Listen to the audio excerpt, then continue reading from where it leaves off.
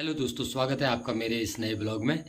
तो आज हम लोग बहुत खुश हैं क्योंकि आज के दिन चंद्रयान पे भारत ने अपना मिशन सक्सेसफुल कर लिया है, चंद्रयान 3, और दक्षिण ध्रुव पे उतरने वाला पहला देश बन चुका है भारत। और इस उपलब्धि के लिए सभी देशवासियों को बधाई, और स्पेशली तौर पे इसरो के वो वैज्ञानिक और उनकी टीम, उनको बहुत बहुत बधाइयाँ कि आज उन्होंने वो कारनामा कर दिखाया जो विश्व में आज तक किसी ने नहीं किया था, और सफल लैंडिंग करवाई है चंद्रयान 3 की।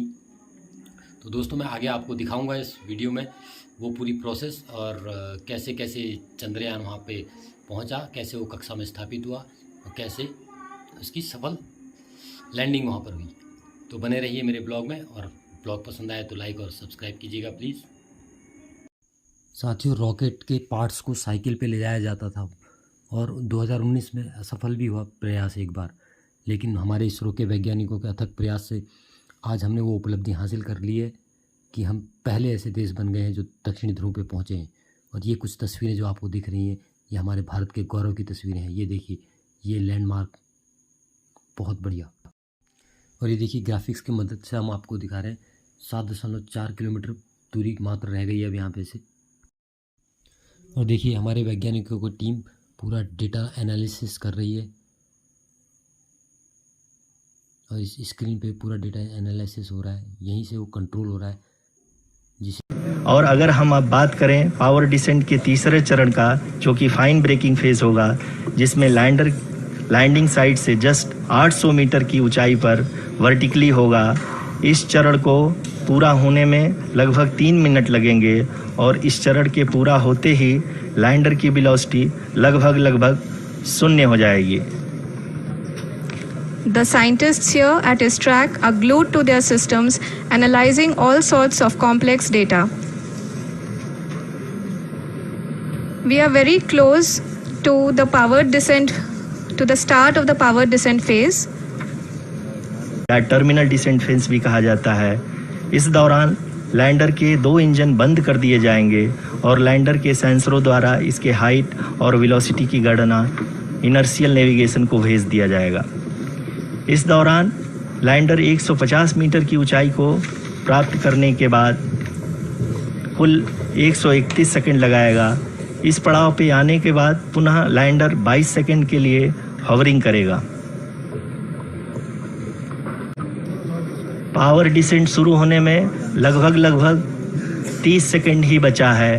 और जी हाँ, अब हम देख सकते हैं रफ ब्रेकिंग फेज की शुरुआत हो चुकी है। अभी आप अपनी स्क्रीन पे देख सकते हैं कि लैंडर अब तक कुल 191 किलोमीटर हॉरिजेंटल दिशा में चल चुका है, और अभी तक इसकी वेलोसिटी लगभग 31 किलोमीटर बनी हुई है। कुल 745 किलोमीटर के इस रफ ब्रेकिंग फेज में आप देख सकते हैं कि हम लोग लगभग अपनी यात्रा 20% कंप्लीट कर चुके हैं।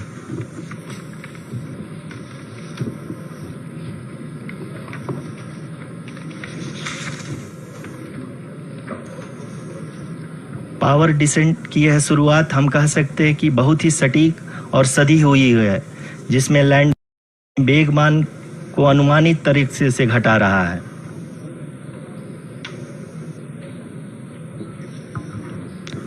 The altitude of the lander module will reduce from 7. ROCC अभी हम इस ग्राउंड ट्रेस को देखते हुए कह सकते हैं कि रफ ब्रेकिंग फेज की शुरुआत बहुत ही अच्छे तरीके से हुई है। आप ये देख सकती हैं कि जो भी प्रोजेक्टेड ग्राउंड ट्रेस है, उसी पे अपना लैंडर मॉड्यूल आगे चलते हुए बढ़ रहा है। अभी तक ये देखा जा सकता है कि लैंडर मॉड्यूल लगभग 370 किलोमीटर क्षैतिज दिशा में चल चुका है।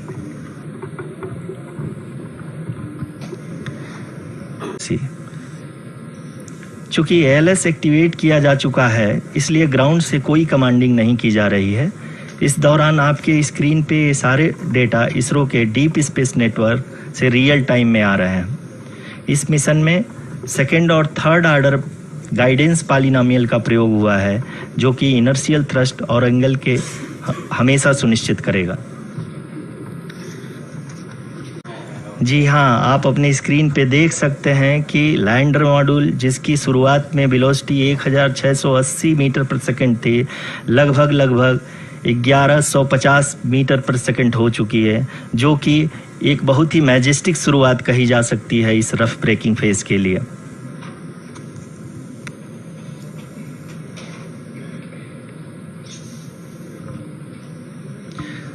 यहाँ पे मैं आपको ये भी बताते चलूँ कि आप अपने स्क्रीन पे देख सकते हैं कि द लैंडर मॉड्यूल का आल्टीट्यूड धीरे धीरे अब कम होता हुआ दिख रहा है, और जो कि एक्सपेक्टेड भी है। अभी हम बात करें करंट आल्टीट्यूड की, तो जो कि 28.6 किलोमीटर के आसपास है।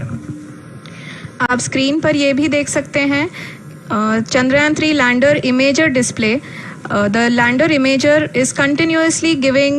Is continuously taking photographs of the moon. करीब अपने आधे सफ़र को पूरा करते हुए इस रफ ब्रेकिंग फेज में लैंडर बहुत ही आगे की तरफ बढ़ते हुए अपनी ऊंचाई को घटा रहा है। अगर अब बात करें तो लैंडर की ऊंचाई चंद्रमा के सतह से लगभग 27 किलोमीटर से नीचे हो चुकी है, करीब 26.7 किलोमीटर के आसपास है। जी हाँ, अगर हम ध्यान से देखें तो लगभग 8 से 8 मिनट की यात्रा के बाद लैंडर अपनी हॉरिजेंटल वेलोसिटी को लगातार कम करते हुए अपनी ऊंचाई, अभी की ऊंचाई के समय 24 किलोमीटर की ऊंचाई प्राप्त कर चुका है।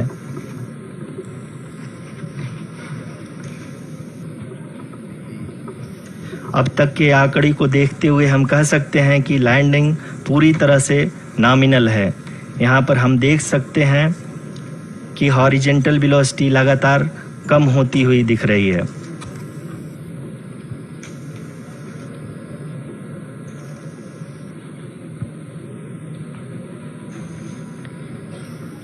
The altitude of lander from ground is currently 22 kilometer, which is again going to be coming down, and that is expected. For the viewers who have जी हाँ, अभी आप देख सकते हैं कि लैंडर की हॉरिजेंटल वेलोसिटी लगभग 720 मीटर प्रति सेकंड हो गई है। लगभग हम ये कह सकते हैं कि 900 मीटर प्रति सेकंड वेलोसिटी को कम किया जा चुका है।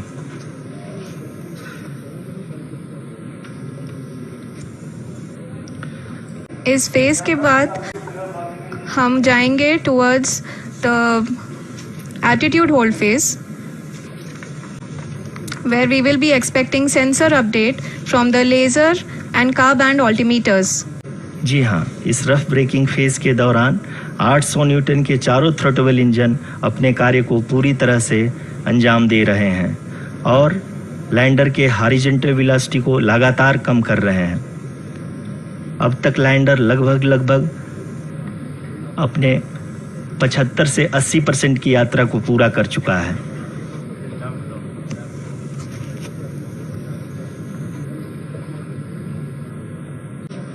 जी हाँ आरुषि, जी हाँ, आप ये देख सकते हैं एल्टीट्यूड होल्ड फेज भी बहुत ही आसानी से लैंडर फेज ने पार कर लिया है और अब फाइन ब्रेकिंग की शुरुआत हो चुकी है। अभी हम ये देख सकते हैं कि लैंडर की ऊंचाई लगभग 5.6 किलोमीटर है, जो कि इस फेज के उपरांत लगभग 800 मीटर हो जाएगी। हाँ, जैसा कि आरुषि जी ने बताया कि लगभग 3 मिनट के उपरांत लैंडर की हाइट लगभग 800 मीटर वर्टिकली होगी और यहाँ पे लैंडर की horizontal velocity, vertical velocity, even down range भी लगभग शून्य होगा। We can see the visual of the lander module, and we can see that the downrange traveled is nearly 831 kilometers.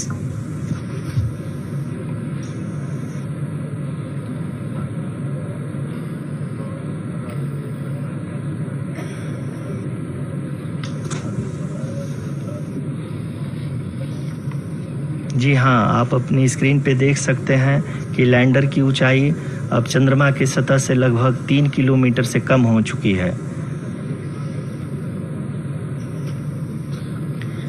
We are very close to the moon's surface, nearly 2.6 kilometers as we can see.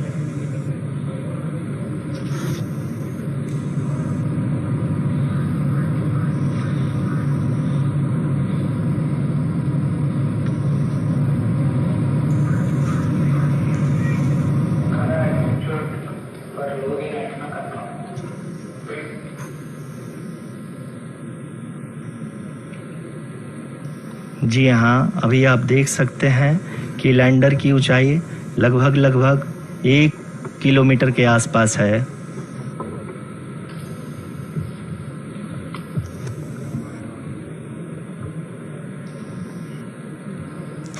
We are nearing the final phase of the power descent,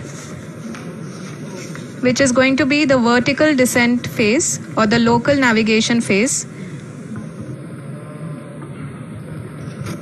जी हाँ, अब हम fine breaking waves के एकदम करीब आ चुके हैं। हाँ, आप तालियों के गड़गड़ाहट से सुन सकते हैं कि हम लोगों ने तीसरे चरण को भी बहुत ही सफलतापूर्वक हासिल कर लिया है और अभी हम वर्टिकल डिसेंट फेज़ में आ चुके हैं, जिसकी शुरुआत भी बहुत ही अच्छे ढंग से हो चुकी है।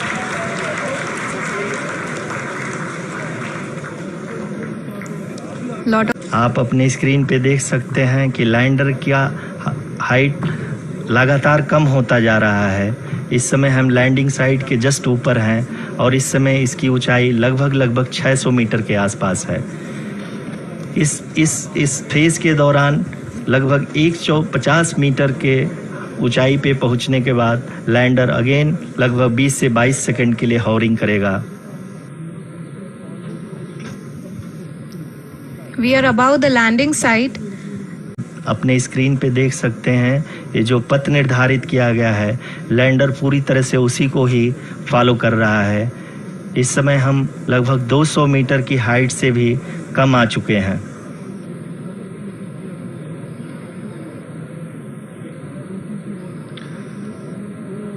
अब हम ये देख सकते हैं कि हम लगभग 150 मीटर की ऊंचाई पे हैं चंद्रमा के सतह से।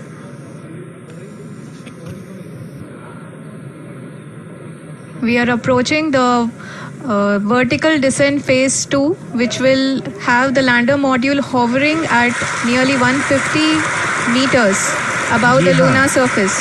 जी हाँ, आप इस तालियों के गड़गड़ाहट को सुन सकते हैं, जो कि सेकेंड हाइवरिक फेज के कंप्लीट होने के बाद इन सारे वैज्ञानिकों के द्वारा की जा रही है।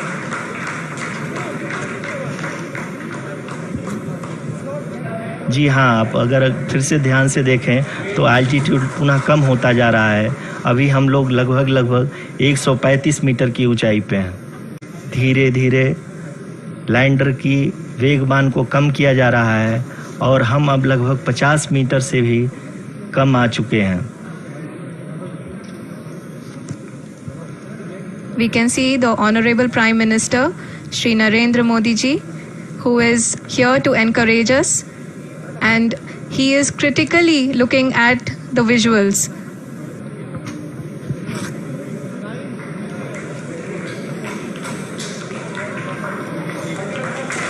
जी हाँ, आप अपने स्क्रीन पे देख सकते हैं, which is going to be the attitude hold phase. We can currently see that the altitude of the lander module is nearly 31 kilometers.